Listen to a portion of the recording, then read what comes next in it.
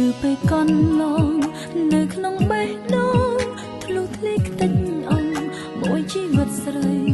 រលីសូនខ្សងសល់តែឈ្មោះនឹងសំបកស្នេហាព្រោះអូនមិនអាចខត់ចិត្តបងមិនអាចក្រងចិត្តប្រុងឬស្យាបានត្រឹមតែស្រក់ទឹកនេត្រាស្រង់ចុះមកគ្មានន័យអ្វីឡើយឈឺពេលនឹងចិត្តរត់ឈឺពេលបានដឹងឮឈឺចុកចាប់គ្មានស្បាយចង់មិនឡើយចិត្តខ្ញុំយ៉ាងហ្នឹងឈឺចាំព្រោះប្រងក្បត់ខ្ញុំយំប្រាប់ពីចិត្តខ្ញុំឲ្យប្រងដឹង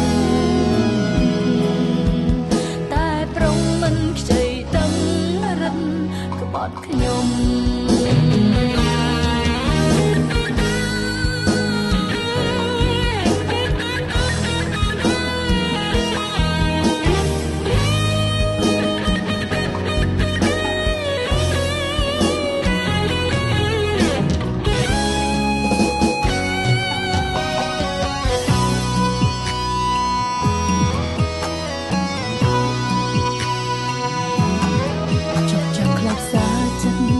ឈឺពេកកន្លងនៅក្នុងបេះដូងធ្លុះធ្លាយខ្ទេចអង្គមួយជីវិតស្រីរលីសូនខ្សងសល់តែឈ្មោះនឹងសំបកស្នេហា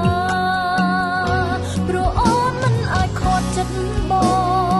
ងមិនអាចក្រងចិត្តប្រុងឬស្យាបានត្រឹមតែស្រក់ទឹកនេត្រា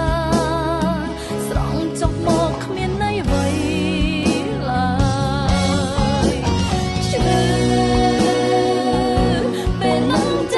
ឈឺ